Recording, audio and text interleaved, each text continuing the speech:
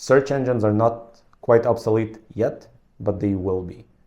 We're about to move from search engines to answer engines. Engines that essentially just try to answer your question directly without giving you a whole bunch of options to choose from, because the whole reason you wanted these options to begin with is to get to an answer. If they can get to the answer for you, why do you need the intermediate step? I think Perplexity is probably the best general example of this being done really well right now. And if you look at Google's evolution, it seems to be copying Perplexity more and more because it realizes Perplexity is on the correct path here. Now, at OtherWeb, we did the same thing, but with news specifically. So I would say for news, our News GPT works better than Perplexity, but for everything else, Perplexity is clearly the best one, and I use it myself. But this is the general evolution. Google itself is now more and more starting to just answer the user's question.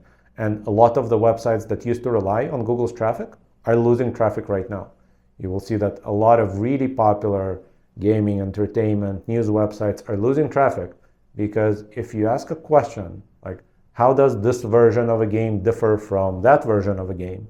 Why would Google give you a bunch of links? They can just answer the question.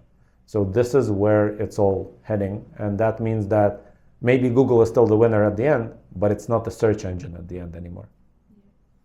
So an answer engine is basically like a search engine, except instead of a list of links, it gives you the answer to your question.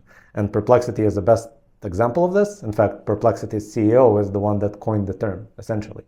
And I think this is where it's all heading. Google is heading in that same direction anyway as well, because clearly that's where things are evolving.